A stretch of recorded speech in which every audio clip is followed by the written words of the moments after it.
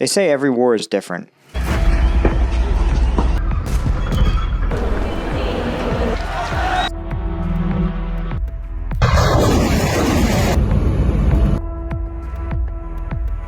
And every war is the same. Fleeing west by the thousands.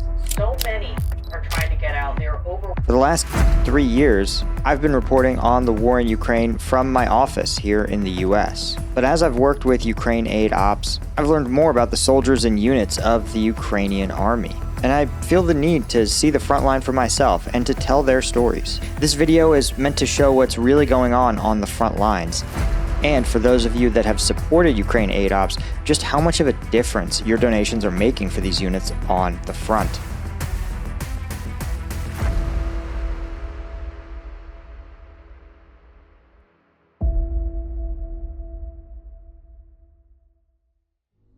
I landed in Krakow with my cameraman, who fans might know as Poff. We caught a taxi to Przemysl, a small border town on the east. And at a train station near the border, crossing from Poland into Ukraine, we saw some of the first signs of the war. Namely, that there were no military-age men crossing. That's because military-age men aren't allowed to leave Ukraine, and Poff and I stood out like sore thumbs. The EU estimates that nearly 6 million Ukrainians have fled the country since the start of the war, and almost 1 million of those are men. In fact, the number of men who have fled Ukraine exceeds the total size of the Ukrainian army. We got a few curious looks, but Poff and I passed through without any issues. And on the other side, we boarded a Soviet-era train bound for Kyiv. We had a 9-hour ride in a cramped 4-person bunk room that we shared with 2 other passengers. As we crossed into Ukraine, we powered down our personal cell phones and turned on burner phones with Ukrainian SIMs. Russian forces are known to track foreign numbers as they ping Ukrainian cell towers. And the Russians have already attacked my channel once, so it wouldn't be too far-fetched to think that they would try something if they were able to track my cell phone's movements through the country. But with the new cell phones activated, we tried to get some sleep as the train rumbled through the night to Kyiv. We arrived in Kyiv early the next morning, and what really strikes you about the city is how normal everything seems. So far in Kyiv, it's really just a regular city. People are getting their groceries, walking around. The only thing that's kind of been exceptional so far has been the number of men in uniform, especially near the train station. Basically every military-age man was in uniform, going to duty, from duty. Families and teenagers were eating at McDonald's, enjoying a regular slice of life. See, in Ukraine, men under 25 aren't subject to conscription, so we routinely saw young men and women on dates in the McDonald's. We met with a member of UAO who helped us get checked into our hotel room in Kyiv. And while the hotel was totally normal, it was slightly off-putting. We were on a high-rise right next to the train station. We are here in Kyiv on the 25th floor of my hotel, which is just a little bit of a problem, right? They don't really let you pick the room that you're gonna stay in when you book. And the reason the 25th floor is a little bit skeevy to me is the fact that Kyiv is under basically nightly bombardment by Shahed drones. And so the higher up you are, not just the bigger a target you are, but you have to think there's 2 other problems. One, on the 25th floor, you're a long way away from the nearest bomb shelter. And 2, if the building were to get hit below you, you're sort of stuck there. So one night, not a big deal. Probably nothing's going to happen, but this is just one of those things that you don't think about until you're in the city that's, under this Russian bombardment. And then you go, okay, I have to think about these things now.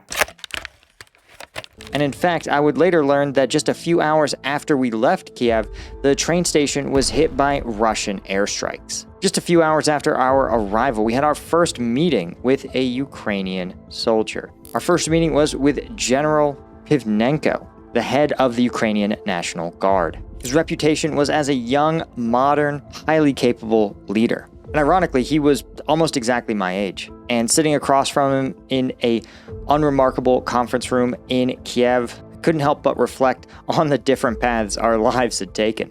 him leading a 100,000 strong force in a time of war, and me making YouTube videos. But like most high-ranking meetings, it was brief and very formal, with just enough time for customary photos before we had to get out of the building. But after the meeting, a general's aide approached us and told us that several of the things the general said we wouldn't be able to share publicly, and that a few shots contained pictures or items that we couldn't display publicly. And so throughout this video, you might see some blurring or some abrupt cuts, and that's because we took footage that we then couldn't use. And because the Ukrainian military gave us an unprecedented level of access to their units and their operations, I tried to respect their constraints and not put onto YouTube information that could compromise their operations or put them in danger. Our next destination was a warehouse that could have passed for just about any other warehouse in the city. But if you look closely, we could see its true nature.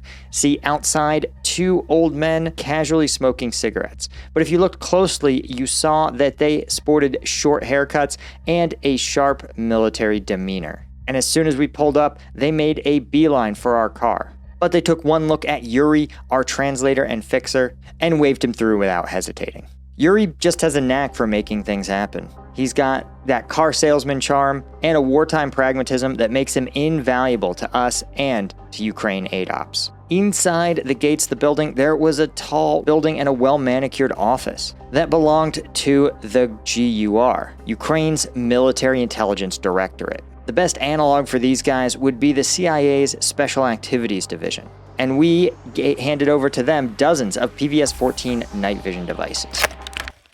All right, guys, I'm here at an undisclosed location with JD, one of the members of ARTEN. This is one of the elite units of the GRU, the Military Intelligence Directorate of the Armed Forces of Ukraine. So these guys are some of the hardest hitters in the entire Ukrainian Armed Forces. And you guys raised for them 19 PVS-14s. And you've got to understand, these guys are not going to be able to operate at night. This is a huge, huge game changer. If you have ever done any military operations at night, you know that if you can see and the enemy can't, they're going to have a bad day. So we are happy to have been able to help these guys out and hopefully give a lot of Russians some bad days. So thank you guys for signing up and donating. These were essential tools for their teams that often operate behind enemy lines, making life difficult for Russian forces who might think that they are safe behind the lines. As darkness fell, we switched cars and left Kyiv, driving through quiet villages until we pulled over near a bar. Two uniformed soldiers knocked on our window, startling Rima, our driver and translator, but their laughter and her sharp curse revealed that they were all good friends. The soldiers led us down a dirt road to what looked like an ordinary suburban house, but the house was anything but ordinary. Inside it was a wild mix of frat house, arms room, and military supply store. Protein powder, workout equipment, maps, parody flags and posters, body armor, and snacks all piled around. This was the home base for a National Guard recon team known as ATE. During the early days of the invasion, when Kyiv seemed like it was on the brink of collapse, the government gave teams like ATE the ability to operate independently. They rented houses in random neighborhoods, creating elite units, capable of striking deep into enemy territory while blending into civilian areas. The team welcomed us warmly and gave us a tour of their chaotic but highly efficient setup. And then we sat down to hear their stories. Each of the 5 team members had a tale absolutely wilder than the last. These guys were the kind of elite operators that would make even the Navy SEALs jealous. But unlike the stereotypical SEAL writing books, these guys were unbelievably humble and unbelievably disciplined. Daniel and I definitely turned to each other and just said, these are some bad dudes. Майбутнє покоління, також наші діти не знали, що таке війна. We're doing it so the civilian world, the civilian population doesn't know what the real war is, and also for our future kids or for our kids to not be involved in a war and not see the war. The thing that is wanted the most, of course, is recapturing back all the Ukrainian territories back. I'm not myself from the occupied territories, I'm from Poltava region myself, but I believe there is no separate parts of Ukraine. There is one whole Ukraine, and we have to fight for the one whole Ukraine. We're not taking anything from anyone. We're just trying to recapture back what was lost, what was taken from us. Now, these interviews I had with these guys are going to be dropping as a series of basically podcasts. In fact, when we recorded them, I offered to get out of their hair, right? We had taken hours of their time already, but the team members were just so eager to talk to us and share their stories that it effectively turned into a series of podcast-style interviews that are going to drop later. Before we left, of course, we gave them some small gifts, some strike gum, some Texas flag patches, and a few other knickknacks. A friend of mine who had recently returned from Ukraine told me that gifts go a long way in Ukrainian culture. And so in return, these guys gave us 3 bottles of whiskey that were custom distilled for the team. One for me, one for Puff, and of course, one is going to be auctioned off to raise money for the soldiers. After my first good night's sleep in 2 days, we were off again, this time going further east towards Krematorsk. We were able to get some food on the 8-hour train ride that was loaded with soldiers, because of course Krematorsk is the last city before the front lines. It's just 20 kilometers away from Russian positions. Krematorsk felt different immediately, not just because we didn't have Rima, our translator, and so we depended on whatever we could get from Google Translate. We met with a captain from Lyut, the National Police Brigade, who we did a successful fundraiser for several months ago. They had plans to take us into particularly their headquarters, where they're overseeing the battle that is one of the most intense in the entire front line. In fact, when we told Rima Lyut was planning on taking us to Toretsk, her response was, "You're going to fucking die." Now, there was a catch. See, Lyut said that there was only a small window where we would be able to infiltrate into the headquarters because Russian drones were operated frequently during the day and Russian thermal drones operated frequently at night. But if you could slip in as day turned into night, you could get in before the shift change, so to speak. But to do that, we had to get in the truck immediately from the train station. So from the train station, we literally hauled our luggage into the back of a military pickup truck and set out towards the military zone. We were able to communicate at least a little bit at first with our escort, a captain from Lyut. He told us that he had been an RPK gunner fighting in places like Severodonetsk before he became a drone unit commander. See, for weeks, he told us, Lyut had been turning Toretsk into a stronghold and a death trap for Russian troops. They lured Russian forces into making assaults, but then tried to tear them up with FPV drones, artillery, and mortars. But as we passed through the military zone and got deeper and deeper into the battle zone, we started to see more and more of the scars from the fighting. Buildings destroyed and bridges taken out. As we passed through the final checkpoint about 10 kilometers from Russian positions, we donned our helmets and plate carriers. And the landscape became even more devastated. We passed by a school that had been destroyed before it ever was able to open. And in the distance, we could hear Ukrainian artillery working.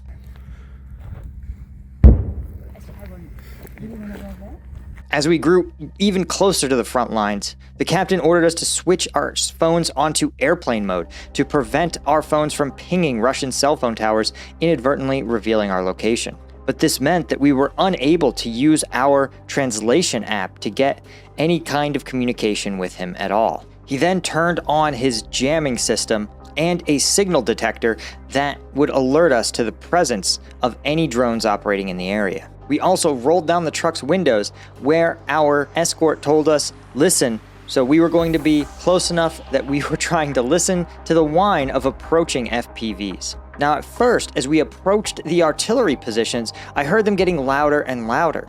And I thought that, oh, he must be taking us to look at the artillery.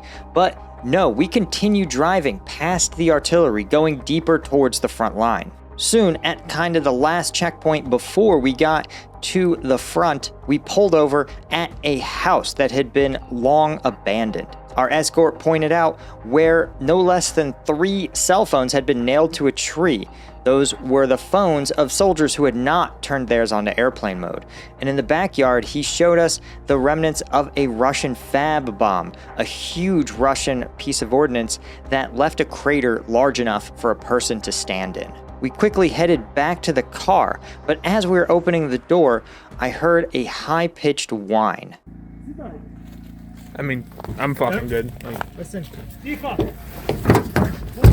Our captain yelled FPV and sprinted off towards the house. Instinctively, I ran in the other direction towards the other side of the house, and I dove in to the house's front door. Trying to put something between myself and the FPV, I found what used to be a bathroom within the house, ensuring that there was at least one wall between us and any FPV strike. I realized, though, that Hoff and one of the staff members from UAO who was with us had no training in reacting to this kind of threat. Luckily, they followed me into the house and hid in the bathroom with us. After a tense 30 seconds, we heard the captain yell in Ukrainian, and we didn't need a translation.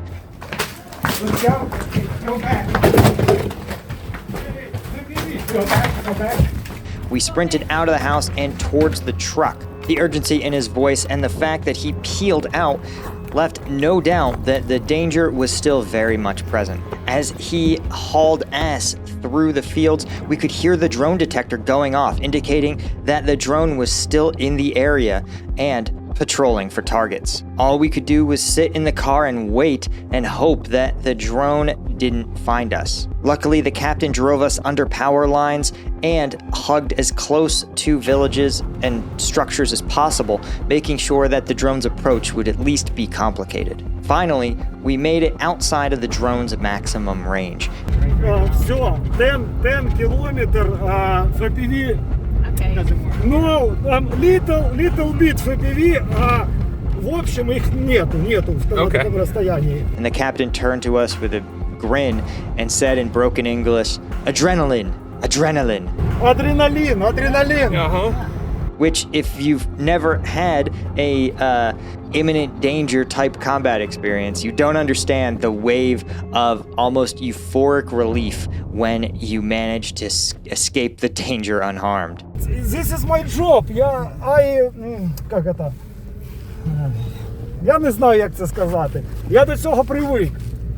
With the immediate threat behind us, we were able to stop at a defunct artillery site. The gun itself had long been moved, a tactic to keep the Russians guessing and unable to figure out where the Ukrainians are operating from. But we were able to see many of the cases of shells that had been used to pound Russian positions. We ditched our armor and plate carriers and made our way back to Krematorsk. But leaving the military zone is a pretty surreal contrast. Because within 45 minutes of us getting buzzed by that FPV drone, we were back in Krematorsk, getting a latte in a coffee shop with the commander of Liu, who presented us with a plaque for our fundraising efforts. And even though Krematorsk is just 20 kilometers from Russian positions, it was almost surreally normal.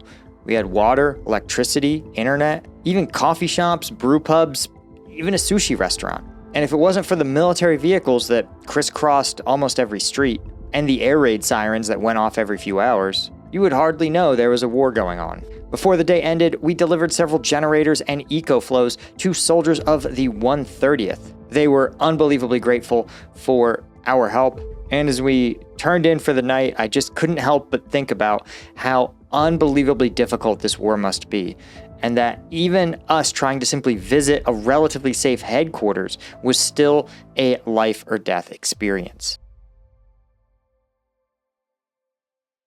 The next day, we found ourselves at an unlikely meeting spot, a pizza shop. We were there to meet Mike and other soldiers from the 93rd. Over slices of breakfast pizza, we had a fascinating interview with a guy who's been fighting since 2014. And afterwards, the soldiers invited us to check out one of their training areas. Their training site was modest, a pretty Spartan setup. While it could be used for training, it was primarily used for outreach programs, part of a get-to-know-the-military initiative where civilians would do some basic military tasks and then be given the chance to sign on with the 93rd, but they confessed that few took that opportunity. But the real highlight wasn't going shooting, it was getting inside the 93rd's command center, inside a small stone farmhouse corvus. An elite drone reconnaissance unit with the 93rd Brigade was headquartered, and watching the drone operators work in real time was unreal. So we are here in the undisclosed location, but it's the headquarters of the Corvus unit, or at least a forward command position. And we're here with the unit commander. So he's kind of going to take us through what their process is for everything involving their drone operations. He said he's even laughing that Russians behave like a possum. I don't know what that animal. I will translate later. No, I know. So a possum. Okay. So the Russians, when they hear a drone, they fall and they, pretend they're dead. But if they, and so when they see a new body, they still go and check. They send Mavic, take closer, look at it, and then still attack it. Because if nobody hit anybody there, then it could be live Russian. So they still will send an FPV or grenade. And when they find the not headquarters, but some like underground position, then they will send drones until destroy that position.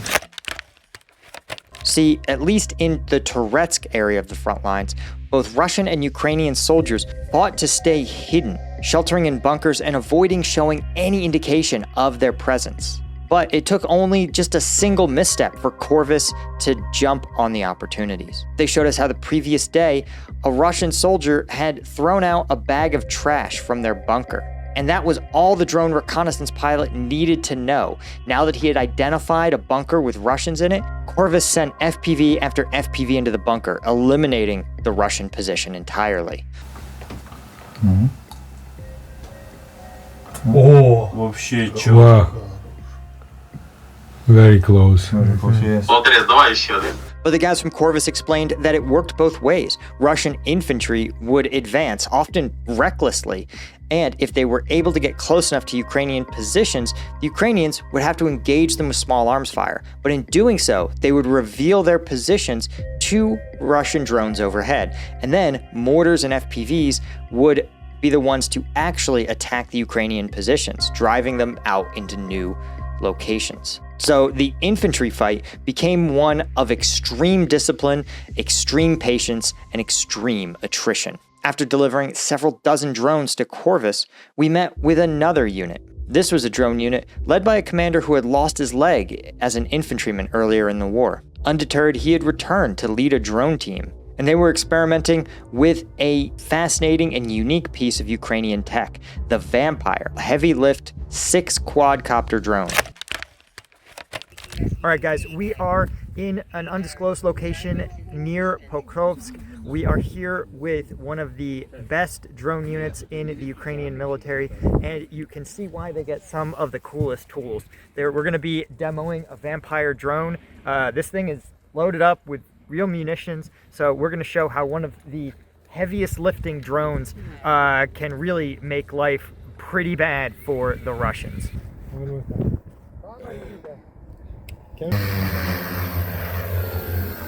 Чи у нас ломиться, блядь, та пластмаса чи ні? І далеко не літи, блядь. You ready? Yeah. We're ready. Fire.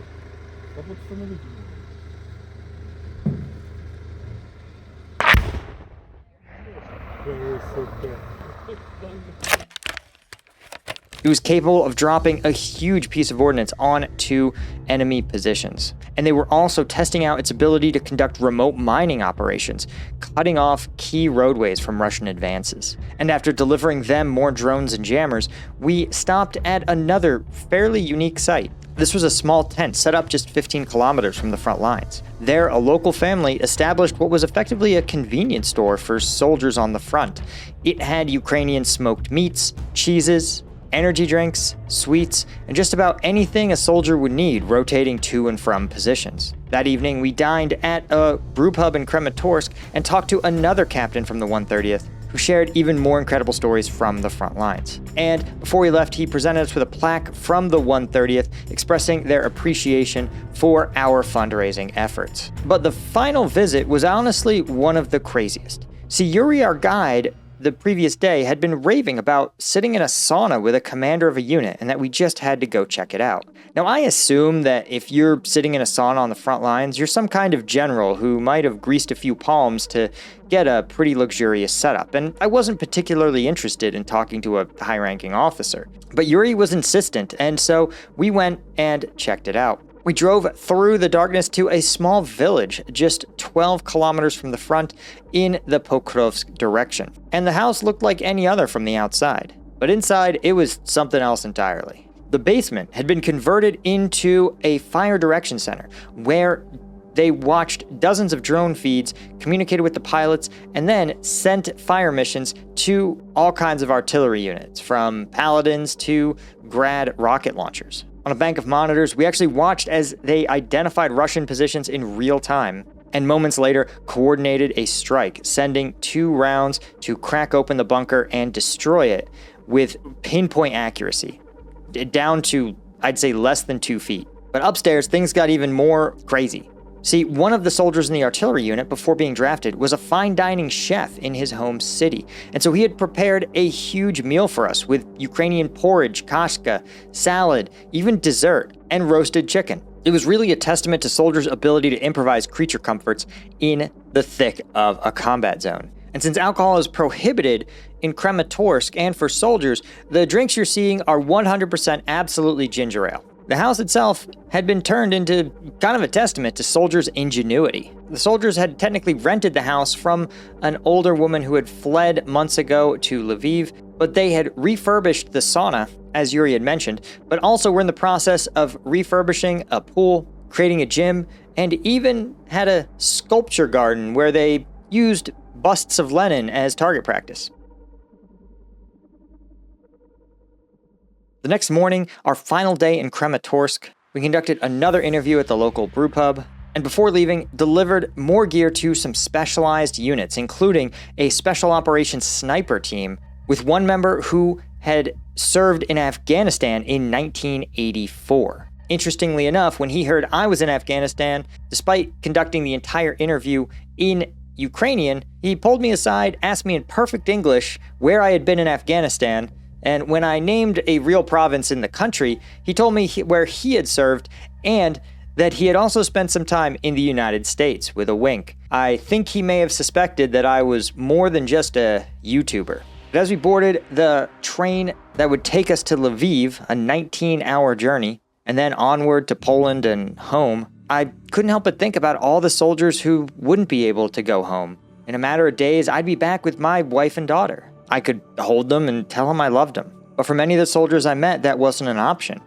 They often showed me pictures of their kids, who often were just about my daughter's age. At every train station, I would see soldiers meet their families and young kids, and you really realize the weight of sacrifice that these guys are making for their country. But in this war, the differences between Ukraine and Russia are so clear. The soldiers that I met were fighting for their families, their freedom, and their country. For Ukraine that's free of Russian domination. Russia's forces, by contrast, are just looking to annex more territory. And my only hope from this trip is that I can tell the stories of these soldiers the way they deserve to be told, and do justice to understand the fight that's really happening. And so guys, I really appreciate you listening to this story. I hope you got some value out of it. All these interviews are going to be dropping in a steady clip as a podcast. The link is going to be in the description if you want to participate in the next fundraiser. This is actually going to be exclusively to support the units that you saw in this video. So it's going to be a chance to help these guys out, get them more drones, more ability to keep themselves and their buddies safe. And of course, hit that subscribe button. That does make a difference for me as a YouTuber. And I'll see you guys in the next video.